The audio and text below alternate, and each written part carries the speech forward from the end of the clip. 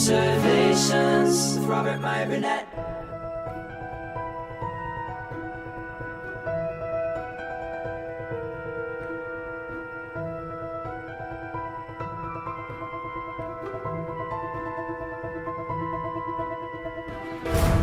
Well, greetings, imagination connoisseurs. Once again, it is I, your Duke of Dope Discourse, your master of fun and wonder, your viceroy of verisimilitude, your sommelier of sci-fi and cinema, your evangelist of the imagination, and, of course, your existential Mr. Rogers. That's right, Robert Meyer Burnett, and I'm, of course, Robcasting at you. You imagination connoisseurs, you members of this, the Post-Geek Singularity. This is Robservations, the show about something, episode number 702. You know, one of my favorite publications, and now online publications to read, is Wired. It used to be Wired magazine. Now I don't really get the magazine so much, but I do pick it up when I can. I just, I'm hardly ever in the proximity of magazines. I barely go to a newsstand anymore without a reason to pick up, like, Fangoria or Cinefex. I hardly ever get in there, which is kind of a shame, or Empire. But I do like to read Wired. I've always considered it. It's always sort of been trailblazing. I've found out so much from Wired magazine over the years. But there was an article I wanted to share with you that was published the other day that I thought was sort of interesting. And I wanted to jump into it about Twitch. Now, Twitch is kind of like, I think of YouTube and Twitch kind of, I don't know, in the same vein. It's just Twitch, more of a gamer thing, but still people streaming online, doing all kinds of crazy stuff, whether they're playing board games or video games or whatever the hell they're doing. Obviously, there was some brouhaha about whether or not you could stream from a swimming pool. But anyway, I thought this was a pretty interesting article that Wired published on Twitch on its 10th anniversary. And I wanted to jump right into it and talk about it with you. Read it, of course, first. Twitch turns 10, and the creator economy is in its debt. The live streaming platform for gamers helped pioneer the patronage systems that prop up so much of the internet today. And let's see, this was by Cecilia D. Anastasio. Cecilia D. Anastasio wrote this, and it was published on the 6th, so 2 days ago, over the weekend. Justin Can, Twitch's co-founder, just wants his favorite chess streamers to notice him. I'm in the chat, like, giving them donations, hoping they'll say my name and shit, he tells Wired. He's terrible at chess, but he can't stop watching Andrea and Alexandra Betts play it on Twitch. They haven't acknowledged him yet. He hopes they will soon. Twitch pioneered this, the digital parasocial thing. More specifically, monetizing it on a massive scale. Exactly 10 years ago, on June 6th, 2011, Twitch launched out of Justin.tv, a sort of general-purpose video live streaming site Can had founded 4 years before. Can, who is no longer with the company, says he and his co-founder spent years ruminating on how to make people interact online and give each other money. Should they have a sidebar chat room? Yes. Emotes? Definitely. Career potential? Yes. The end goal wasn't live video, it was the creator economy. Subscribing to people doing things. Twitch has many legacies, from the Kappa emote to the rapper Drake's Fortnite stream with Twitch celebrity Tyler Ninja Blevins. Its greatest legacy, though, is trailblazing this all-enveloping world of patronized content and of gamifying online entertainment, both for the viewer and the streamer. In late 2010, Sean Day9 Plot, a fearsome and charismatic StarCraft 2 player, confided to his Justin TV viewership that he was super stressed about loans for his graduate school tuition. Fans flooded his PayPal account with thousands of dollars in days. Even after the donation drive, viewers asked him how they could offer more support. When Justin TV spun out Twitch as its gaming-focused arm months later, early employees asked users what sort of features they'd be into. Plot, who had migrated over, suggested subscriptions. This made a lot of sense to me, he later said to Invin Global. Instead of the traditional media model of pay first, consume second, An opt-in support model would allow everyone to view for free and support if they wished. He would become the first Twitch partner, and a subscription button would appear on his channel. Supporting a Twitch streamer wasn't like buying a Bell and Sebastian CD or even donating to an indie board games Kickstarter. The streamer was right there, and you were giving them money. And then they were responding to you giving them money, all in real time. A model emerged. Give $5 and get a shout-out. The sheer acknowledgement tickled something in our lizard brains. Early streamers adopted text-to-speech software that, in computer monotone, read out the messages fans attached to donations. It wasn't long before "Please say my name out loud" evolved into "Drink bleach, asshole." Viewers wanted recognition, but also reaction. Some streamers with strong stomachs monetized the abuse, like dunk tank professionals. Text-to-speech was a huge turning point, says Casey Casetron Cavinus, a top streamer who has been on the platform since 2013. It gave the viewer this feeling that they were a part of it, like their thoughts would be heard out loud on a stream. Once in 2015, Cavinus received multiple donations repeating the lyrics to "Woo Woo Swag" by Lil B. The troll lasted for 2 hours and added up to $2,000. Cavinus donated it all to charity. When Twitch launched, the digital patronage model was just entering the mainstream. It preceded Patreon and OnlyFans by 2 and 5 years, respectively. Cam sites like Live Jasmine were already attracting 32 million viewers a month back then. The major difference with Twitch was its patron-to-beneficiary ratio. In 2012, Twitch hosted 2,200 average concurrent live streams to 102,000 average concurrent viewers. Or to put it another way, that's 46 times as many concurrent views as channels. Since then, that ratio has shrunk to 25 times as many viewers as live channels in 2021. Recently, Twitch watchdog Zach Boosie pointed out that in the spring of 2021, if a streamer attracted more than 6 viewers, they were in the top 6.7% of Twitch streamers. Open-mouthed boomer editorials marveled at the idea that people could make a living playing video games. So modern, so attractive. But by 2017, it had become apparent that making it on Twitch required more than a 9-to-5 commitment. Streamers had to be on all the time to grind out followers across game genres, across time zones. With no division between work and play, free time and work time, online and offline, streamers' precious free moments became defined by missed opportunities, something many freelancers can probably relate to. In 2018, when the Fortnite boom really catapulted Twitch into the mainstream, Ninja figured that in the hour he spent talking to the New York Times about burnout, he lost 200 to 300 subscribers. When he went to E3, he said he lost 100,000 subscribers or $500,000. Even his 6-day honeymoon, he said, was a calculated risk. If a streamer managed to attract even a small following, they weren't just grinding out hours streaming, or even hours marathon streaming, but hours available. Fans felt and still feel entitled to streamers' time and emotional labor. On Instagram, Discord, Twitter, Snapchat, the most successful streamers still converse with viewers and offer them a chance at acknowledgement and connection. Thank you, Dark Daddy 69, for subscribing for 3 months. Can says he thinks about this all the time, the good and the bad.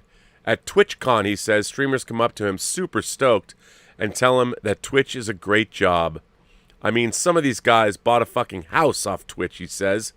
But at the same time, he says the bigger Twitch gets, the more saturated it is. And the more saturated it is...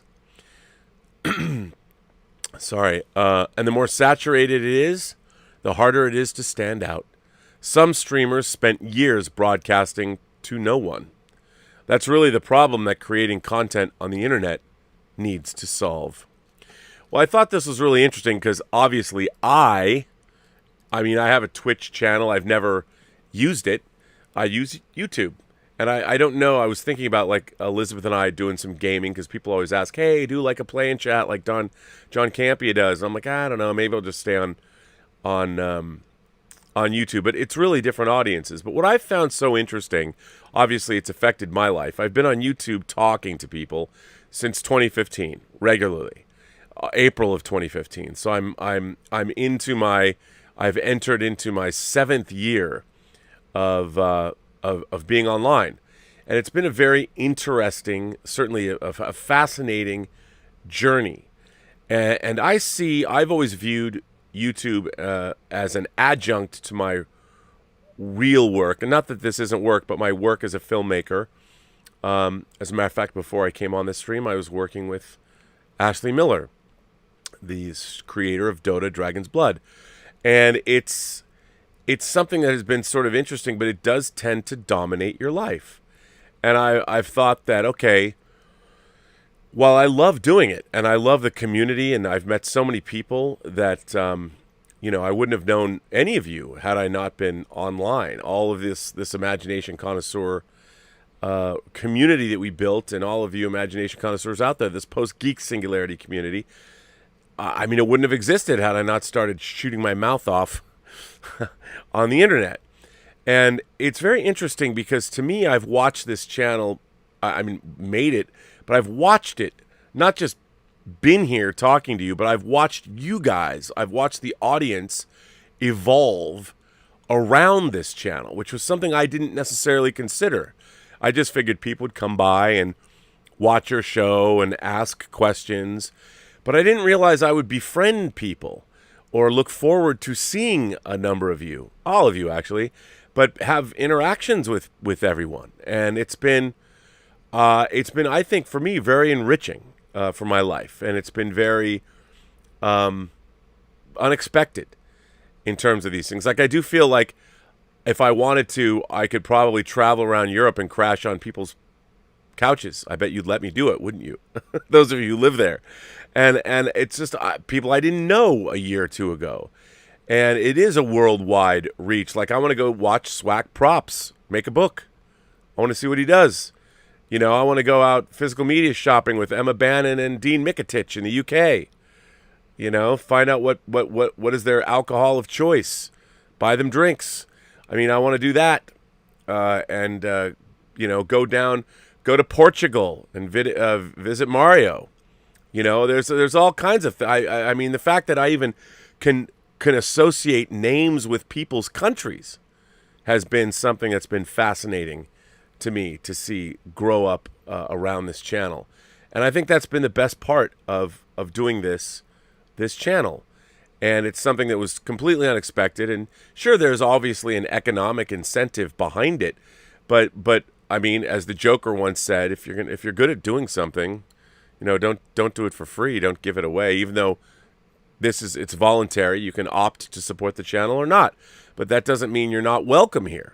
And that's the whole thing. A lot of people have written me. I've gotten personal letters saying, I really can't support your channel, but I watch you every day. And I'm like, hey man, you know what? It's just about watching, sharing, being in the community. There's no one is obligated, and I would hate to think people are, but those people that do support the channel, of course, do keep me going, do keep me incentivized. I'm not gonna lie, but it's still a great community that we've got here. Like, for instance, the the everyone's story question that I asked last week, I've got some videos. I'm gonna put them up. One of them is quite charming and will warm your heart, and it was worth doing. So remember, those of you who don't know, this week's actually I've extended it up until next Wednesday. Send me a video, 5 minutes or less, to everyone's story. Go to the website, theburnettwork.net, and I want you to make me a video, 5 minutes or less, and I want you to tell me the story of your first pet. That's right, your first pet. And I want to get that video by next Wednesday, so a week from tomorrow. And then I'll put them up, and I'll have the first everyone's stories up tomorrow. So that was a lot of fun. So, it's been interesting to see how this whole. I didn't realize that the YouTube, this online economy, really began with Twitch pioneering those efforts, and now, of course, it's everywhere, and it's been interesting. But it's only 10 years old, and I think it really did sort of change the world. But so it got me thinking about all of you and all of this this community that we've built around us, which I think is wonderful. So yeah, you know what else is wonderful? When Undead Sick writes you a letter, and Undead Sick wrote all of us a letter, and I'm going to share it. Hello, Robert. So recently, I've been having a Star Wars marathon. I'm a big fan of the franchise, and I thought it was about time I got myself back into the galaxy far, far away. But watching all the movies actually got me thinking, and I came to realize that I've been very disappointed with the franchise and Lucasfilm of late. This is not because the movies, which I love for the most part, but the reason for the disappointment comes from something else. And that is the fact that, in my opinion, we are not getting enough Star Wars. I mean, this should be one of the biggest franchises around, but lately it doesn't feel really like that anymore. When I watch the MCU, which I have my problems with, they have so much stuff going on. They have all these miniseries, they have about 12 movies coming up, etc. And I start to wonder, if Kevin Feige can give us 3 or 4 Marvel movies a year on top of these miniseries, why is it so hard for Lucasfilm and Kathleen Kennedy to give us 1 Star Wars movie a year? There's so much they can do with the franchise. The High Republic, Solo 2, Knights of the Old Republic, Dr. Aphra. There's so many stories left to be told that they can adapt into movies if they want to. Hell, they could even take things from Legends and do a Dark Nest movie, for example. A movie about a young Poe Dameron, Finn, a Star Wars story. I could go on and on. If Kevin Feige and Marvel Studios can do it, can't Lucasfilm and Kathleen Kennedy do the same? And I know they have a lot of plans, but I can't really take that to the bank on account of Kathleen Kennedy's track record as the head of Lucasfilm. A Star Wars movie made by Kevin Feige or one that is directed by Taika Waititi all sound really great. If I knew for sure they're going to happen. Fruit for thought, maybe. I also find it really frustrating that probably none of the Star Wars live-action TV shows will be released on Blu-ray. As a collector of physical media, which you already know, it makes me really sad to know that I won't be able to complete the Star Wars collection on my shelves. I would pay gold for Blu-rays of The Mandalorian, Andor, Obi-Wan, etc., and I can't be the only one who feels that way. Am I wrong to make that assumption? So again, the problem with Star Wars is coming from not getting enough of it, whether it's movies or physical media. How do you feel about this whole thing? Do you think I'm being unreasonable or that I'm overreacting to these things? I hope you can elaborate on these things for me. Greetings from Holland, Undead Sick. Well, Undead Sick, I think, again, the problem is you don't have a Kevin Feige at Disney. Kathleen Kennedy is not the big creative impresario that some people, I guess, make her out to be. No, she's the facilitator of creative impresarios. She's reliant on, as a good producer is, I mean, some producers are really creative, and they really get involved with the nuts and bolts of the storytelling and everything going on, and they work with their directors and talent. But Kathleen Kennedy is a director that has, or a director, pardon me, a producer who has always been there to facilitate the genius of the filmmakers that she's working with. And I think that's something that needs to be understood, is that while, you know, she's working, running Lucasfilm in partnership with Disney, she's still relying on great creative people to come in and make the movies. And she's not Kevin Feige. And she doesn't have a vast knowledge of Star Wars lore. And I think, in a way, you're absolutely right. I think Star Wars does need, I mean, now Star Wars actually has Kevin Feige, but you need someone who understands not only storytelling and movie making, but how to play politics as well. I mean, there's a lot of skill sets involved with everything. And also, Kevin Feige isn't just Kevin Feige. He's got Louis Esposito. He's got Victoria Alonso. He's his major domos that work with him. And then everybody else under him that have been at the MCU pretty much from the very beginning. A lot of technical people, a lot of other producers. There's a lot of people that are in that family. Somebody like Jeffrey Ford, the editor, who's worked on so many of the MCU properties. I mean, they've got a machine, a well-oiled machine, a whole system in place to make these movies and television shows. That's what they need. Disney doesn't have that. Not with Star Wars. They need it, though. And in order to have that, you really need a creative visionary at the helm. And I don't know who that is. It's tough. It's a hard one. So I think that's really, and as for physical media, look, the reason that they're dropping the Marvel shows and the Star Wars shows on Disney Plus was specifically to drive subscriptions to Disney Plus. Would I like to get those shows on physical media? Yes, I would, but I'm also very keenly aware that they probably won't make it to physical media because that's not what they were designed to do. They were designed to drive subscriptions to Disney Plus, but you never know. I just don't think it's going to happen. Gavin Young says he sent a tip on Wednesday and said, "Hope you're doing well. I sent a tip to you on May 31st. I haven't been able to find your response on any of the shows, so I thought I'd email you here with my original question, and here it is. Hi, Rob. We can obviously tell when a movie is poorly directed or acted, but can you tell when a movie is poorly produced? What would be the telltale signs of a poorly produced movie or TV show besides the obvious, like cheap set designs, lack of marketing, etc.? Thanks, Rob, and please stop scratching my shuttlecraft in the shuttle bay. Use Auto Park, please. Best regards, C. Powder." Well, that's a good question. I want to say I did answer this question. Sometimes I read questions and read letters and I think I answered them, but I didn't, so I apologize if I didn't. Or I might have answered it on a different show depending on when I saw the tip, because a lot of people do send me in tips when I'm not actually on, because you can send me tips 24 hours a day if you want.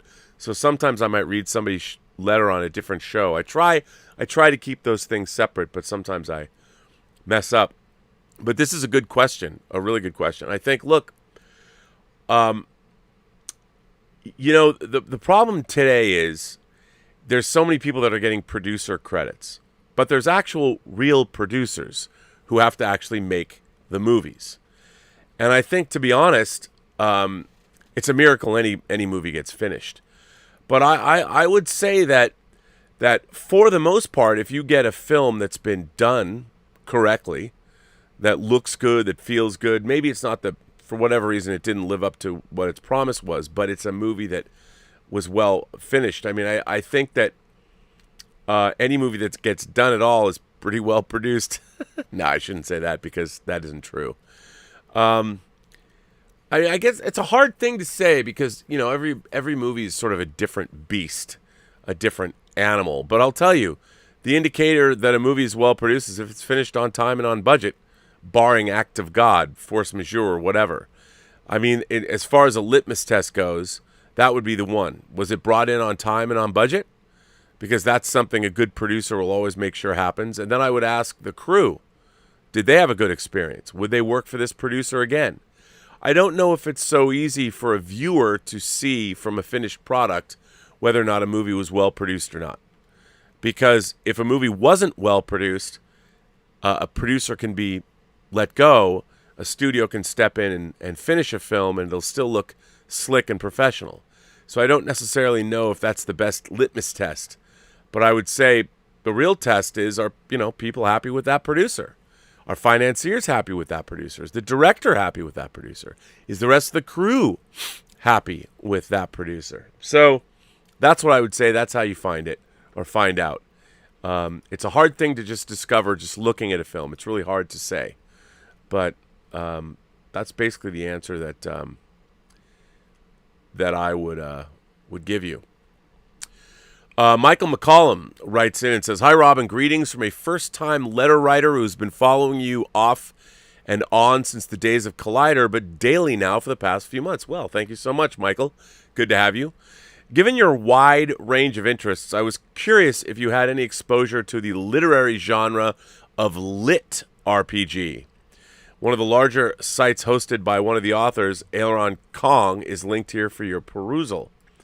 I will put this in. I'm to be honest, I've heard of lit RPG, but I've never played it. It's sort of out of my entire experience. So, there you go. I put that in the live chat. In general, the genre sets the protagonist in either an alternate reality or virtual world that operates on video game style rules, where the characters are actually subject to gaming rules, levels, and statistics, and often are able to visibly review and plan on their progression accordingly. I know you generally are not as keen on the fantasy genre, but the virtual reality variants might be more appealing to your science fiction tastes. One series in particular I would like to bring to your attention for consideration is the Dungeon Crawler Carl series. It has a novel mixture of Hitchhiker's Guide to the Galaxy humor, the Hunger Games Running Man televising of a brutal spectator sport, and a nearly Diablo-style dungeon crawl all mashed together. For me, it's one of the better examples of the genre, and I hope you have a chance to give it a read in the future, as I would love to hear your thoughts on it. You added another link, which I'm going to put in the live chat, so you can find out more about this. Dungeon Crawler Carl. That sounds like something I need to delve into, because it's definitely a blind spot. As with any genre, the quality of writing varies greatly from author to author, and there are enough good quality ones, in my opinion, that I can see it continuing for a good long time. While it isn't going to be for everyone, it's my hope that some other imagination connoisseurs may find this of interest and check it out. Keep up all the great work, and looking forward to continuing on the journey with you, Mike McCollum. Well, Mike, thanks a lot. This is definitely something I need. It's certainly a blind spot in my knowledge and understanding, but absolutely, it sounds interesting to me. I'll definitely look into it. Why not? David Miller is here. David Miller says, "Hello, Rob. I said I wanted to share another disappointing amusement park story." This is pretty funny. I'd like to think that this might be unique to Robservations, but we have had a few disappointing theme park stories, and I'm all here for them. So here is Mr. Miller with his. I'm the first to admit that this story might be interesting only to me, but I'm going to throw it out there and see what happens. You see, in the mid-1990s, I returned to the Washington, D.C. area after living in Manhattan. I was trying to figure out what I was going to do since the comic industry was imploding yet again. I couldn't believe my luck when I discovered Disney was planning on doing a Civil War-themed amusement park in nearby Manassas. I wasn't the biggest Disney fan at that point, but even I could recognize the enormity of having a Walt Disney theme park built essentially in my backyard. It was all very exciting, and I was starting to pin some hopes on being employed there in some creative capacity. Unfortunately, it was not meant to be, as the leading citizens of the area thought it would negatively impact the traffic systems for the daily commuters. It would be too close to Washington, D.C., they said.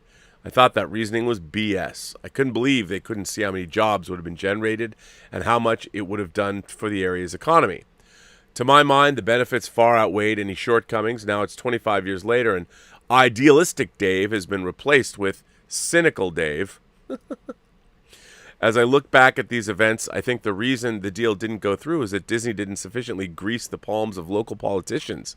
So they torpedoed it, and Disney pursued other avenues. Like I said, cynical, but I can't help but consider the possibility. I was pretty bitter when all this happened, but now I wonder what would have happened if I was in the event entertainment industry during this past year and COVID.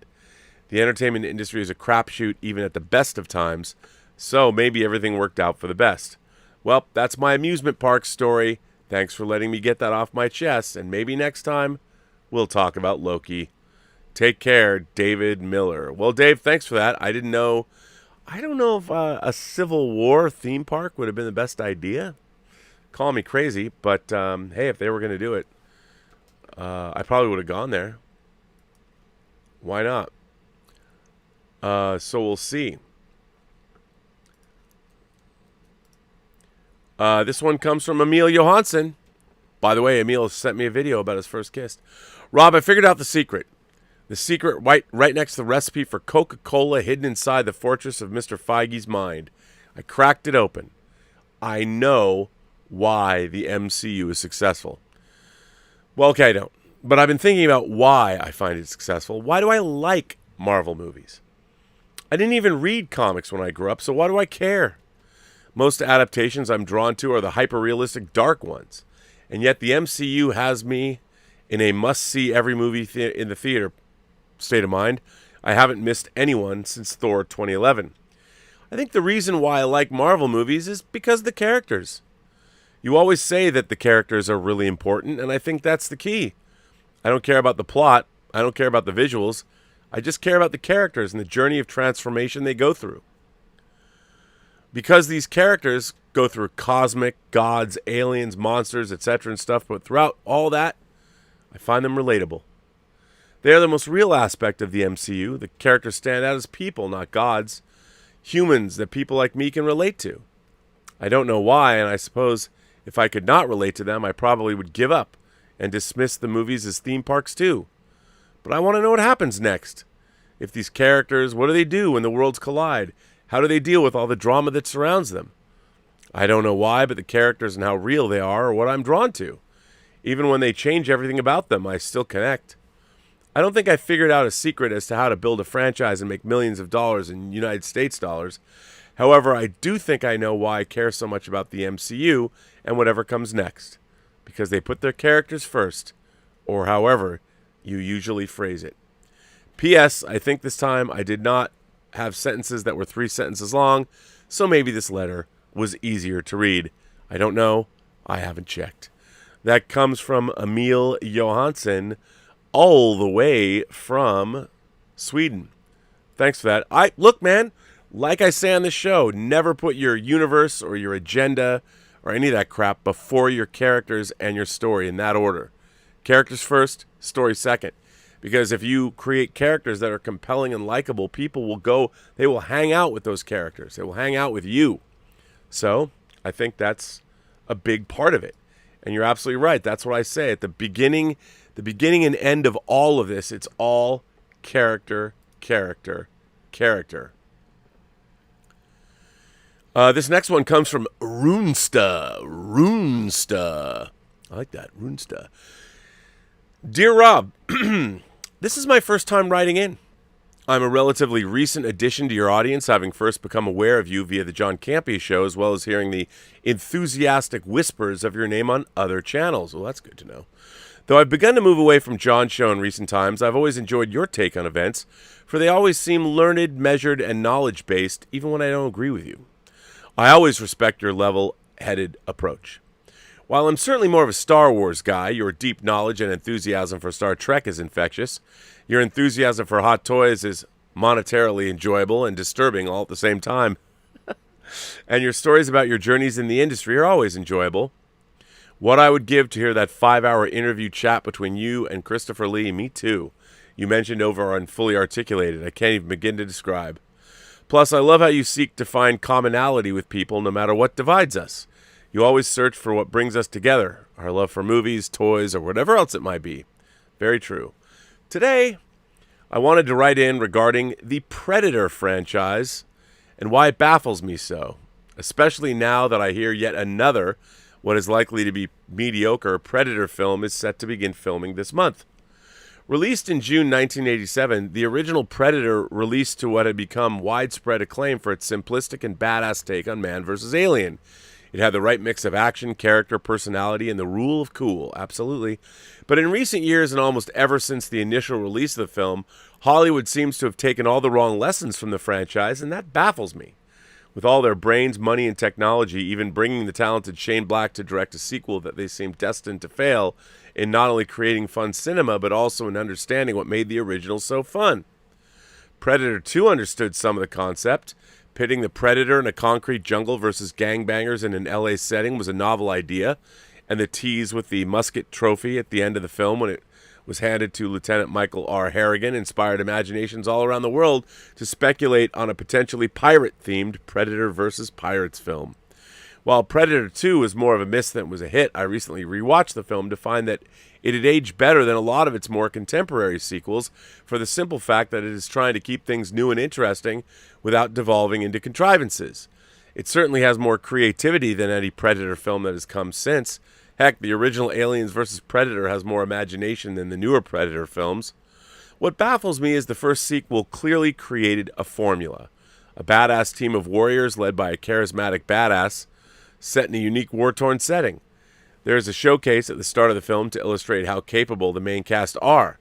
Then unleash an alien horror down upon them, giving each character time to shine with zippy and cool one-liners or moments that make them stick around in your mind. And just like that, boom, you've created another cool film. There's obviously a little more to it than that. The lead must be charismatic and stakes must feel real. The story needs to be just captivating enough, and the cinematography must be eye-catching. This is something they recently achieved in Zack Snyder's Army of the Dead. Sure, the movie wasn't a masterpiece, but when it was a fun action film with a wacky idea and great action and cinematography. The film showcased moments of each individual to shine, like the scene where one of the female characters was cut off and surrounded by zombies. Naturally, we all expected her to scream and die, but no, she knives a bunch of them and even almost manages to escape, and in a badass way. In addition, she had a cool piece of headgear and has now etched her character visually into my brain. Why not set a film in feudal Japan pitting samurai versus predator with Hiroyuki Sanada as the lead, or U.S. vets in Afghanistan with Dave Bautista in the lead? Maybe even a Viking one with Travis Fimmel, or one set on a space station with John Cena. The combinations are endless. We don't need depth, we need intrigue and the rule of cool, in my humble opinion. Zack Snyder would be an excellent pick for a Predator film, but I'm willing to bet there are plenty of others who could do something cool with the IP. Rob, what are your thoughts on this? Do you agree that the studio's inability to grasp the Predator franchise is baffling, or do you think there's more to it than that? Thanks, and keep up the dope discourse. That is from Runesta. Runesta writes that in. You know, that's all. Here's the thing. Here's I think the inherent problem with the Predator franchise. It's basically, by definition, one note. I mean, think about it. You basically got a weekend warrior, the Predator, who's going hunting to make his bones or prove something to someone, but he's going hunting and chooses to come to hunt humans because man is the most dangerous prey. Well, how many variations on that theme can you do? I mean, you can do people don't know they're being hunted, or he hunts the wrong guy, like an Arnold Schwarzenegger. I just don't think that the Predator. I like Predator 2 as well, although I was told that it was cut down heavily. It was a lot longer, and I would love to see that movie and The Adventures of Ford Fairlane were both cut down about the same time, and I never understood. I saw the long version of The Adventures of Ford Fairlane, but I never understood why the Alien franchise, the Predator franchise had to be cut the way it was. I mean, I would have watched Predator 2, a lot longer version of it. I've heard that one existed, like 45 minutes longer or something. But I do think it's kind of a one-note franchise. You can have one Predator, you can have multiple Predators. I mean, I would love to see, like, what if a Predator has a begrudging respect for an American, or not American, anybody on the planet Earth, and the Predator comes and gets that person out, and the two of them go hunting on a different planet. I don't know. I don't know. I just don't think that there's not a lot of life in the Predator franchise because it's basically one note, unless you want to expand the Predator as characters, which could be pretty great, I guess, if you think about it. But yeah, I want to thank you for writing in. Thanks for writing in your first letter. I mean, look, again, I like the Predator franchise. I just think that, people are getting hunted by a Predator, and I think we're already at saturation point. Now what is he going to do? So I think that's the problem, is nobody knows what he's going to do or she's going to do. So if somebody did, we'd have a great Predator movie. Jay Canada says, hey, Rob, wow, it's been probably a year since I've written a letter, even though I'm still watching and enjoying your content whenever I can. I was thinking about writing in last week to comment about villains or bad guys portrayed in movies by various actors to great effect. And the main inspiration just so happened to be Bobby Shy in 52 Pickup, played by Clarence Williams III. So since he just passed, I had to go ahead and write in. Boy, did he ever play a convincing psychopathic criminal to fear in that movie. Not a guy you want to be against you, and not necessarily a guy most would want to be on your side either. Only a nutter like John Glover's character would see that dubious benefit. Williams was so into that role, you can't see the acting. The scene when he goes to see the character Doreen is damn intense. Anyone that hasn't seen this film really needs to for his performance alone. Sure, 52 Pickup is a little hammy and trashy. Oh, it's so great. It's sleazy. It's John Frankenheimer sleaze.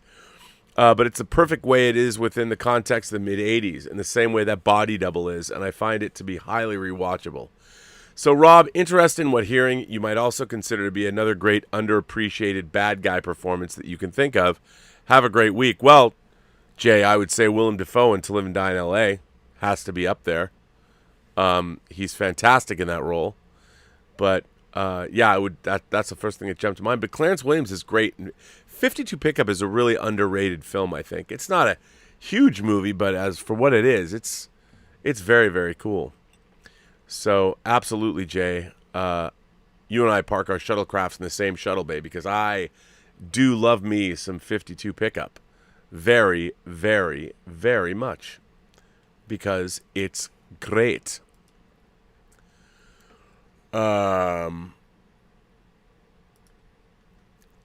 This one comes from our friend Ruben Hilbers. Hello, Ruben. Hi, Rob. I'm writing this letter with episode 701 playing in the background, and since you're talking about cinema, I figured, why not write in about how things are going for theaters on this side of the pond? So here goes. Here in the Netherlands, theaters opened on the 5th of June, whereas A Quiet Place 2 is at the top of the U.S. box office. It's number 2 over here instead. The Forgotten Battle, a World War II movie, is the top ticket seller here. As for Cruella, she and her fashion adventures have been banished to 3rd place. And on May 13th, the East, or De Oost, will join the competition. Set in 1946, it is a movie about the Indonesian struggle for independence and the things the Dutch did in that period. So that's what's happening at the Dutch box office, which leaves me wondering, is it true that Americans don't watch foreign/subtitled movies? And where does that myth come from? Also, what is your favorite non-English movie? Oh my God. Yes, Americans we're not big on subtitles. And you folks in Europe, you get on a train, you go for a couple hours. You're in the Netherlands, you can go to France, you can go to Germany, you can go to the UK and speak all these different languages. Here in America, not so much. We're not so used to that kind of thing, unfortunately. Boy, I have a lot of foreign films that I love, but off the top of my head, I mean, some foreign films that I love, Kurosawa, of course, Rashomon and Seven Samurai, and I mean, I love those films. I obviously love a lot of French movies, like Amélie is a French movie that I particularly love. And in terms of Dutch movies, I watched a lot of, like, The Assault, Fons Rodemaker's The Assault with Monique van de Ven. I really like that movie. And then, of course, Verhoeven's Output, which I really like. Dick Moss, I remember watching Der Lift and Amsterdam when they came out. I like those. And then there's so many Asian and Japanese movies I'll read those subtitles. I don't care until the cows come home because it's great, great, great stuff. But I guess, Americans don't have the kind of travel ethic. We don't get on trains and suddenly find people that are speaking different languages, 5 different languages. So it's not as common as it is in European countries, which is why I think we probably don't have a lot of people speaking in foreign languages, which is sort of unfortunate.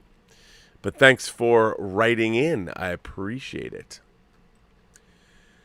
This next one comes from Omar94. Hi, Rob, moderators in the Post-Geek Singularity. I know some actors have a lot of clout to them, but that can sometimes stand in their way when it comes to how the finished film is cut. When I was looking at some behind-the-scenes stories for movies, I read how some actors were able to cut the movie to show them more often. Sylvester Stallone did that for 2 movies he was in. For the 1981 film Nighthawks, he had scenes involving Rutger Hauer cut because he felt Hauer would steal the show. He did the same thing for the 1994 film The Specialist when he cut scenes of James Woods for the same reason. Kevin Costner cut a lot of Alan Rickman's scenes from the 91 film Robin Hood out when he realized Rickman was upstaging him. So these were just some examples I discovered, but I find it a little strange when actors are allowed to have a say in how a finished movie's cut, unless they are directors of the movies they're in, or in a worst-case scenario where the director is incompetent or making questionable decisions. Look, I agree with you. I don't think it's ideal. I think actors are not good judges of whether a film is good or not, but you picked 2 examples. Both Kevin Costner and Sylvester Stallone were directors in their own right. So I think that's why they were able to finagle that. But I'm not a fan of that because, like you said, actors are I love actors, but they're looking at themselves. They're looking at how they come off. They're selling their image. They're selling their commodity, and they have to come off great and professional. So usually actors are fixated on their own material, but when something else happens, that's never good. But I'm not a big proponent of actors being allowed to take over a project. If they want to originate their own project, that's one thing. But actors. It can get a little tough. A little tough there. You know what? I'm going to see what you guys are. I have to do a short show today, so I'm going to see what you guys are saying in the chat here. So, let me make sure I didn't. Okay, I didn't. Dakota says, I'm curious to know how much information that the WWE allowed Netflix to have from behind the scenes of Hogan's early years at the WWE recording the up-and-coming Hogan biopic. You know, there's a lot of things that the WWE would have liked to keep out of the film. Yeah, but good documentarians don't let that stop them. And I think with the cooperation of Hogan, then they can get anything they want. Because you want it to be hard-hitting and honest, I think. Yeah, that's kind of what I would think about that. Wouldn't it be? That'd be probably pretty true, right? Willow says, I didn't realize that you were going to have Scott Mantz on your show yesterday. Something I'm curious about. Mantz has a great memory overall. Is it just specific to movie dates? No, Scott's a very knowledgeable guy. I think he just has a fixation on movie dates, as do we all. I don't remember the actual date movies open, but I, for the most part, pretty good with remembering when they opened, what year and when. But yeah, Mantz, man, he just knows. He knows that stuff, probably because he was there and it made an indelible impression on him, I guess. But he's really good at what he does. Sends a super chat, a badge, a diamond. Is she proposing to me? I don't know. So there you go. Thank you for that. Terje from Norway says, dude, check out the video about the Turkish James Bond Golden Boy. Amazing. Well, Terje, I will go do that. I'm going to get off the show shortly, and I will do just that. Insomniac 001 sends in a super chat, and I want to thank you for that. But no question, you didn't ring me out or give me a hard time. Darth Plato, there's a match made in heaven. While you may like Evil Genius, you're literally You may like Evil Genius. You're literally playing a Bond villain running a criminal organization based on Exotic Island. Your generic minions look exactly like the Moonraker goons, and the British guy in a tuxedo even comes to the island to stop you. Oh man, I'll play that. Why not? Who wouldn't play that? Emma Bannon sends in a tip and says, hey Rob, I've reassessed Picard and actually think it's quite thoughtful, well written, and the best Star Trek we've ever had. I'm amazed you don't love it. Psych. I just wanted to see if your head would explode reading that P.S. P.S. My drink of choice is a porn star martini. Of course it is. Why wouldn't it be, Emma? Of course it's a porn star martini. I would expect nothing less. Mexican Iron Man Mike is here. Hail RMB, hail the great wrenches, and great to join the Post-Geek Singularity. Intelligentsia, hail great content, hail RMB. Rob, don't shoot me, but I love all things Predator. I know, I shouldn't, but I do. I don't begrudge you that. I want to love all things Predator because I think that Predator is one of the great designs of all time. What's not to love? So there you go. And, oh yes, I already got... Well, listen, everyone, boys and girls, gentle beings, I am going to bring... Joe the Lawyer sends me a super chat. I want to say thanks, Joe. Appreciate that. Very nice. I'm going to bring this show to a quick halt. Why? Because I have some other things to do, and I'm going to be on Justin's channel tonight and also the Midnighter. I know this is a short show. People are like, wait, you haven't even been on for an hour yet, but this is going to be a quick show. I want to say thank you to all my moderators for being here. Simon Gilmore, Joshua Levesque, let's see who else is here. Louise X. Sparrow. And I think I saw... Did I saw Purple Valkyrie? I'm not sure. Anyway, if I didn't mention your name, Simon, no, I think I got everybody. I want to thank you all for being great moderators. And I want to thank everybody for generously supporting the channel via super chats and tips. And as we said before, those keep you going. And thanks for becoming members of the channel. That's always helpful, too. And we've got a members only Zoom call coming up. Those are fun. Love those. And a lot of other things under the sun. And remember, you can make me a video for everyone's story, and I'll play it a week from Friday. And this week the question is, well, it's not really a question. Just tell me about your first pet. I Want to Know. That's an Everyone's Story, which you'll see the first episode of on Friday. And on that note, I'm going to say, remember, every person you meet has a story to tell that you have yet to hear. And all you have to do is listen. And with that, I bring this short episode of Robservations. I'm going to bring it to an end. Because you're going to see me later on Justin's channel. And you're going to see me on The Midnighter tonight, where I bring rando imagination connoisseurs from all over the world onto the show. It's really fun. I love doing it. We'll keep doing it. All right. So, as Az would say, be seeing you.